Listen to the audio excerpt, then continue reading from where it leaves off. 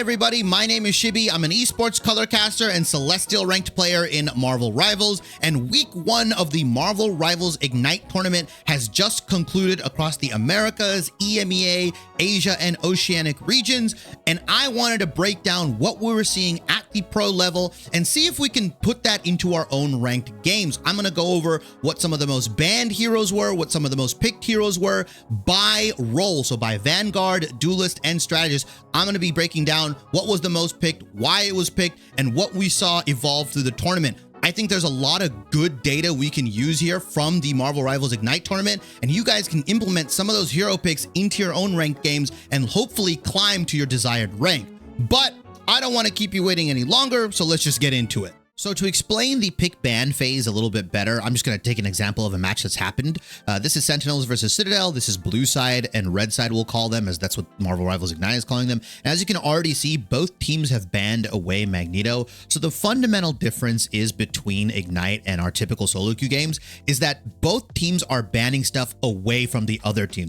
It's not a universal ban how it is in competitive. So in this case, both teams as of right now have banned away Magneto, and they've banned Luna Snow on the blue side, and they've banned Luna Snow on the red side, and both teams have opted to save Emma Frost. So in this case, Emma Frost cannot be banned in the later phases. Now, here's where the fundamental difference happens. You look on blue side, they have banned Storm away from Citadel. And if you look at Citadel, they have banned Invisible Woman away from the Sentinels. And there's obviously an order of pick ban that you can follow here. And that's where some of the strategy lies, where I can save this, then ban this, or I can ban this, then save this. I think really red side has a really cool advantage at the end where they can ban and then save one immediately. In this case, they've banned Loki. I would expect them to ban Loki away from Sentinels and then save Loki for themselves, so that now Sentinels cannot play the Loki and they can't really ban it away from them. So they're dealing with potentially 2 really OP support ults. If you look at the strategy implemented by Citadel, they have banned away a ton of supports, 3 here away from Sentinels.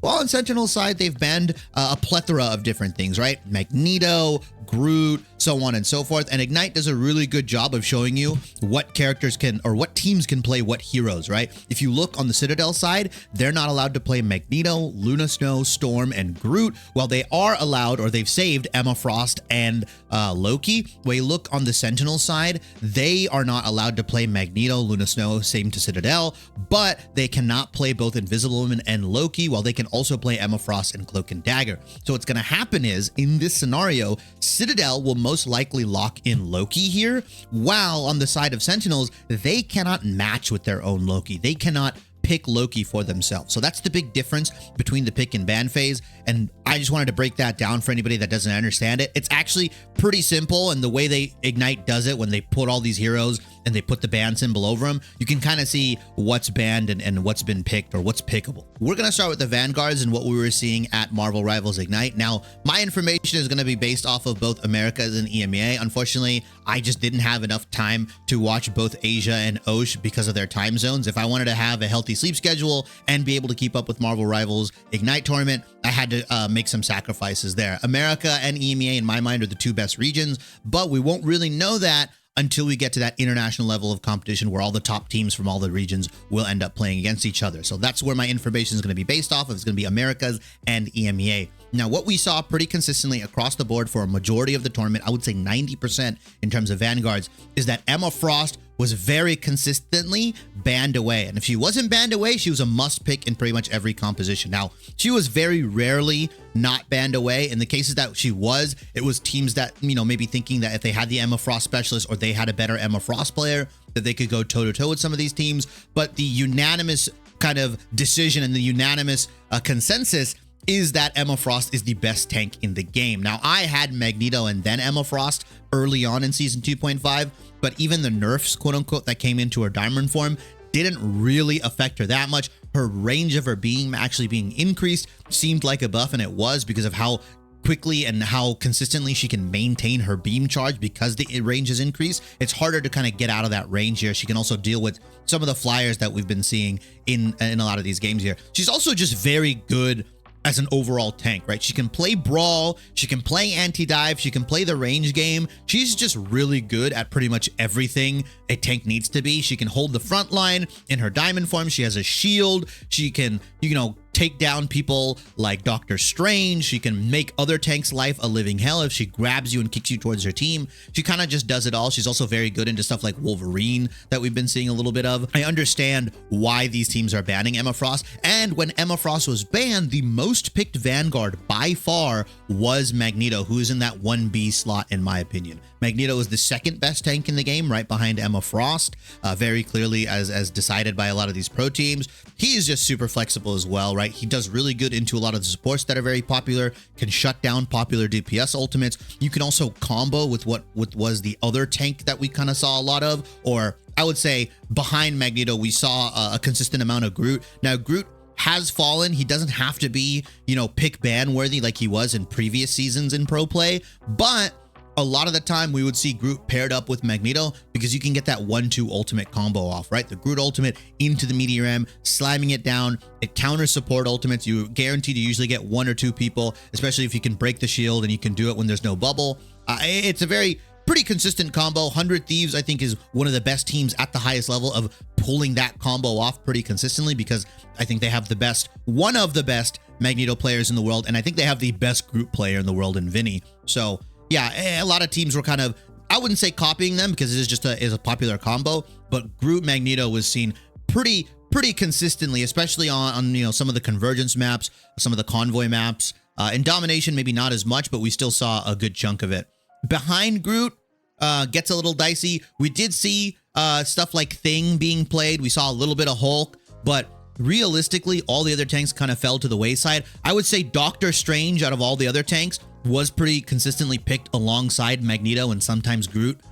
If Magneto was banned for whatever reason, the double shield composition of Magneto and Doctor Strange was played a lot in tandem with if they had like a Punisher player, because you had the ability to block the ensuing enemy Magneto ultimate with either a bubble, your Magneto shield, or your Doctor Strange shield. So a lot of the time, Punisher players, and we'll get into what the DPS meta was for Marvel Rivals Ignite, a lot of the time what you would see is we'd see these double shield compositions, and people would prefer Punisher because you have a little bit more shield break power rather than the Hela. But yeah, in terms of tanks, Magneto was highly valued if Emma Frost was banned. If for whatever reason Emma Frost was not banned and Magneto was banned, then you'd pick Emma Frost. Those were the two, I would argue, linchpins of every single composition. I don't think I saw a game where either of those heroes, if they weren't banned, they weren't immediately picked up by either team. So those were the two best tanks in the game. I had my suspicions. I mean, they just fundamentally are. If you look at competitive and you look at solo queue, those tend to be the most dominant tanks or the most picked. But I'm glad to see Doctor Strange is kind of back into the meta. He did receive some quality of life buffs, but also being paired with Magneto and allowing that double shield composition into more hit scan stuff, into a lot of projectile stuff where you can block it, is very valuable on the tank side. I'm sorry for like the Penny players and the Venom players and a lot of the other guys. Thor I don't think I saw one Thor at all, unfortunately. Penny was only picked up in very niche scenarios where obviously you'd min-max the armor you get because you get 50 armor if you pair it up with Rocket. But there were scenarios where Doctor Strange's would go for a kidnap, or they would go for a portal kidnap into like Penny Mines and the Penny Nest. We saw that happen a couple times in competitive play, in pro play, but it wasn't super consistently used. So she was very niche. She did see more play than stuff like Thor. We did see a little bit of Thing here and there into double shield as a pseudo counter, right? If you saw Doctor Strange and Magneto, some teams would swap over to the Thing, but pretty much the most dominant tanks in order: Emma Frost, Magneto, Groot, Doctor Strange. Those were like the 4 tanks that we saw pretty consistently in Marvel Rivals Ignite. Now we move on to the Duelists, and in the Duelist category, I feel like there was a good amount of variety depending on the team that you were watching. And in the tournament, there were definitely some specialists, people playing like Black Panther. I think I saw Moon Knight, stuff like that. But for the most part, there definitely was an upper crust of DPS and Duelists that were head and shoulders above the rest in this meta. And one of those being, and not surprisingly, or maybe surprisingly, was Punisher. He was one of the most picked in the Americas Marvel Rivals Ignite tournament. I think in EMEA he was picked up a bunch, and he was one of the most banned Duelists in the Americas tournament. This guy looked absolutely unstoppable, especially if you were paying him, like I mentioned, with those double shield compositions. typically those Magnetos that you could, utilize to say, hey, when this Punisher ults, I'm gonna ult, they were completely negated because almost every time this Punisher either had a bubble, a shield, or a Doctor Strange shield, whatever, and he was rarely taken out. And the length of the Punisher ultimate was very good because you have the ability to kill through some of these support ultimates. I've seen Punishers in this tournament kill through stuff like Luna Snow, Invisible Woman, all these different supports relatively easily, as long as you can land a good chunk of those headshots or just the shots in general onto some of these squishier targets. Like Punisher absolutely melts through a lot of the support ultimates and a lot of the team here because of how long it lasts and because of how much consistent damage you get. On top of that, even out of ultimate, the buffs that he received were the tightening of his spread, the increased gun damage, the increased mag, that all helps him function in a lot of these fights, these more dry fights, we'll call them, to build up his ultimate, to pressure tanks, right? To pressure that double shield comp. Doctor Strange's shield isn't the sturdiest of all shields, so if you can put more bullets, more rounds, more ammo into that shield and break it, you have a better chance of pressuring that front line and forcing them back here. So we saw a lot of Punisher here. 100 Thieves was one of the better Punisher teams in my mind. Team Solaris had the Punisher, right? Gale was playing on their team. I think he's like one of, if not the best Punishers in North America. That was pretty consistently banned away from him. I don't even think he got Punisher in any of those matches. But yeah, very, very good, solid pick. I would recommend playing Punisher in your games, especially if you have good aim or you're good at tracking. A lot of teams were opting in for Punisher over Hela, or a lot of the time playing Punisher with Hela. It's not that Hela wasn't picked up, but the double shield compositions that we saw a lot of, and the fact that Groot was being played as a secondary tank behind Magneto, Punisher's wall breaking and shield breaking is much more valuable than Hela's. A lot of the time, these Helas would take off angles. They couldn't really play that front to back style. And even then, their ultimates would be pretty consistently countered either through a Doctor Strange flying up in the air and shielding a majority of it, or a support ultimate using their ult to counter Hela. In that instance, Hela can't really burst through in her ultimate form through a lot of these support ultimates where something like Punisher can. The surprise, I think, of the tournament was Human Torch. Despite receiving nerfs and despite a lot of players and content creators saying that this character is not playable anymore, Human Torch was still pretty consistently utilized in this tournament. Now, not as much as Punisher and Storm, and mind you, these people were playing Human Torch into some of the best hit scan players Marvel Rivals has to offer. They were playing them into the best Helas, the best Punishers, and surviving and getting value and pretty consistently being the reason why their team won. A really cool combo that we saw kind of evolve in the tournament was the Human Torch Groot combo as well. Essentially, you activate the Human Torch ultimate, Groot throws down his ultimate, and you just stack a ton of tornadoes and dive in, and you can kill through a lot of people. It was very, very interesting to see how that combo unfolded. Even if you didn't have that combo available, the zone control of Human Torch was so massive, especially if you can get a lot of those, those fire things down, and then you can create that little triangle or square. Most people were creating triangles. The zone control was really important. And the fact that even though there were hit scan players, even though there were Helas and Punishers, you could also double up with the Flyers and play something like an Ultron with it and keep your repair robot on top of Human Torch. Essentially, he will have constant healing on himself, which made him that much harder to kill. The other Flyer that we saw pretty consistently, or I would say throughout the tournament, was Storm. Now, she was picked even without Jeff Nato, and most of the time, even if Storm and Jeff were left up together, rarely would we see teams utilize Jeff Nato. I just don't think teams were willing to drop a support for Jeff because all the other supports provided so much value outside of Jeff Nato, right? Think Invisible Woman, Luna Snow, Loki. We saw a lot of Cloak and Dagger. That's why I think we didn't really see a lot of Jeff Nato. It's just too valuable on the other support end. Now, it is something that's a lot more solo queue stompy and it's a lot more effective in solo queue, but I think pro teams just aren't, like I said, willing to drop the benefit of having like a god tier support for Jeff. Now, Storm was just picked up because she's still very good, right? As a Flyer, you can kind of do the same thing I mentioned with Ultron and Human Torch. You can leave that repair drone on her and she can pretty consistently keep herself, alive as long as she's playing around cover, playing around buildings. She also provides either move speed or damage boost to her team, which is really nice, especially if you see like Storm Punisher. We saw a lot of that where the Storm would initiate the damage boost while the Punisher's ulting, or you get the move speed. Also, Storm has a team-wide ultimate or a team wipe style ultimate that requires an answer.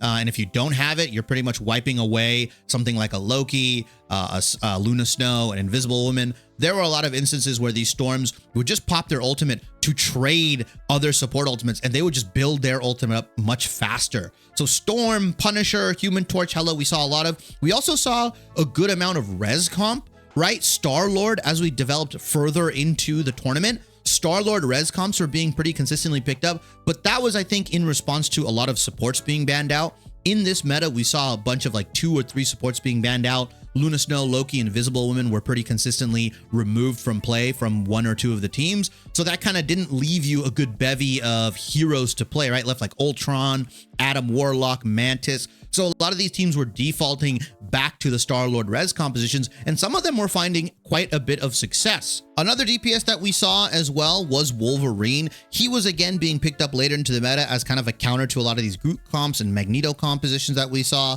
Wolverine was seeing a lot more play.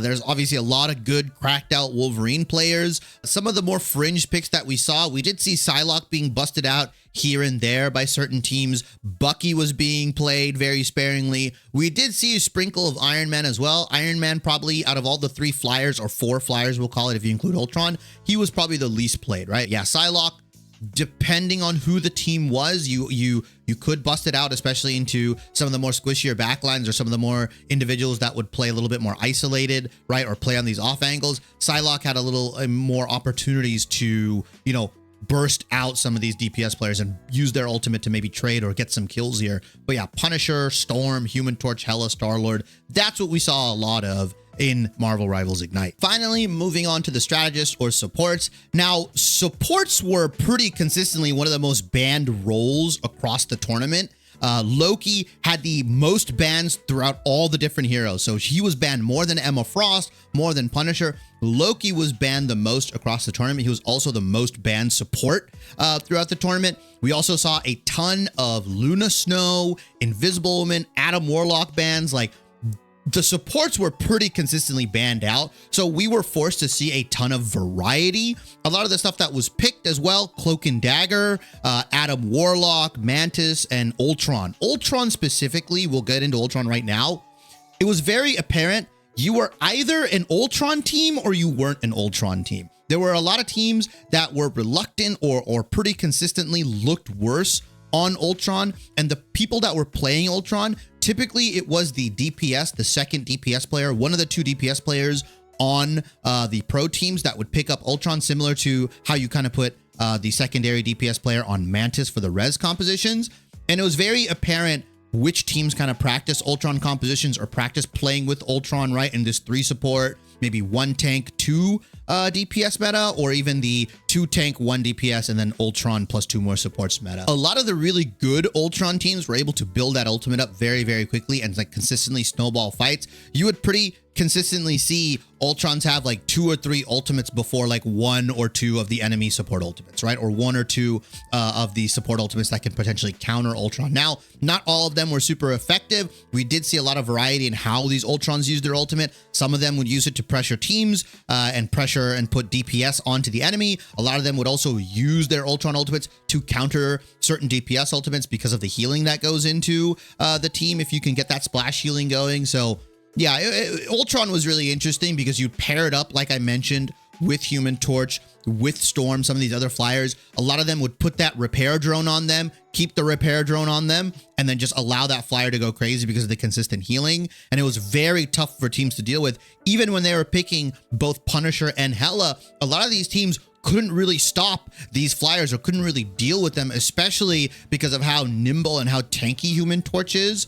You can play behind cover, you can slam onto the ground, get bonus HP, you have a lot of zone control. I mean, Ultron's virtually a sniper in some sense, I mean, because he's hit scan, and you have all these cracked out DPS players playing Ultron and using their ultimate. Yeah, I was very happy to see Ultron see play, but he wasn't, I feel like he wasn't dictating the meta. He wasn't like dominant in the sense of like, you have to pick Ultron, because there were teams that weren't picking Ultron or weren't playing as much Ultron that were still winning games and still winning best of 3s. The other support that we saw a lot of, and I think it was just by default because of all the other supports being banned out. Cloak and Dagger was pretty consistently picked up. They were pretty consistently saved as well, because a lot of teams would implement banning both Loki and Luna Snow, or Loki, Luna, and Invis, and then you kind of are forced to save the next best support in your roles, which is going to be Cloak and Dagger, because she has like I said, a good team-wide ultimate, can counter some of the DPS ultimates, can counter some of the tank ultimates, the AoE stuff. So she was pretty consistently picked up.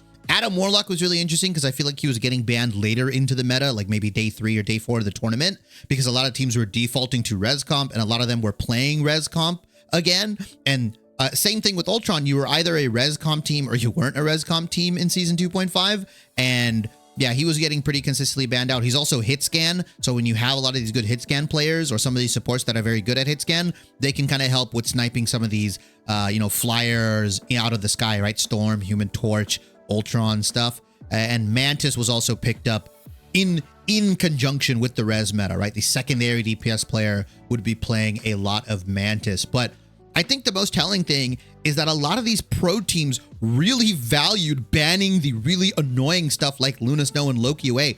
Very rarely did teams ever want to play against that. And if the opportunity arose and the ability was there, a lot of teams would either save Luna or save Loki if it wasn't banned out later into the phases, or vice versa. Very rarely did we see teams have access to both Loki and Luna Snow on their side. You either had one or the other, you either saved it or banned it, but very rarely was either team willing to open Loki and Luna Snow over to the enemy team. So I think just kind of goes to show you how OP supports are in this meta and kind of how OP they've been. I mean, just the fact that you have these massive team-wide AoE kind of transcendences, if you're from Overwatch, essentially these massive team-wide healing ultimates that can negate pretty much every ult in the game, or like 90% of the cast. The fact that these are being banned away, the fact that Loki is essentially being banned away because he can prolong fights and he can create, you copy Luna, copy Invis, and just create these like periods and moments where you just can't do anything if you're the enemy team, if you don't have the ability to match,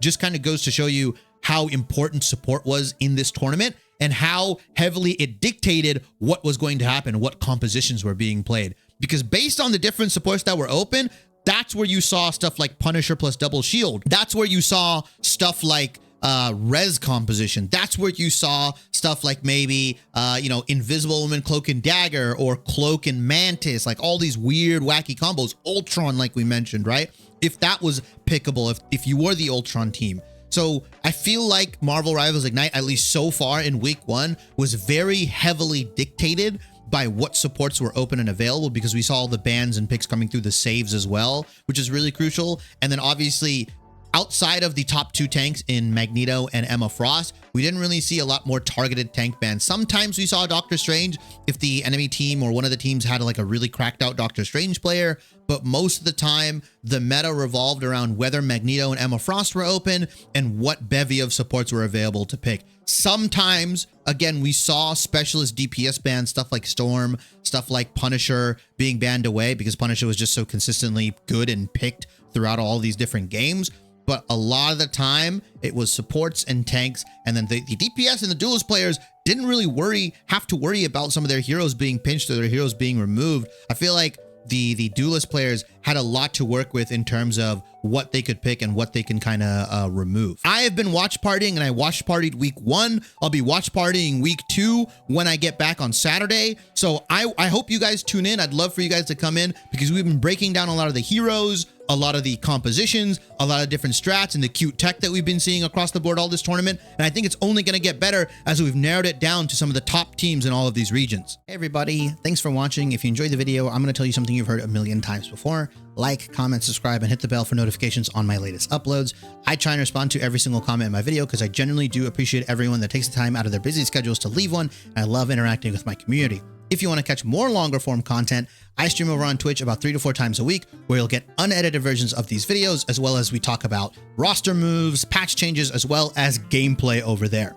If you care about the short form side, I post pretty frequently on YouTube Shorts and TikTok, where you'll get more condensed version of this content, as well as highlights from my stream, amongst other things. I'm also on Twitter, and all of this will be in the description box below, as well as a pop-up that will form on the right side where you can catch me on all the different platforms. I genuinely appreciate everyone that stops by on this channel and watches all my videos, and I hope to see you in the next one.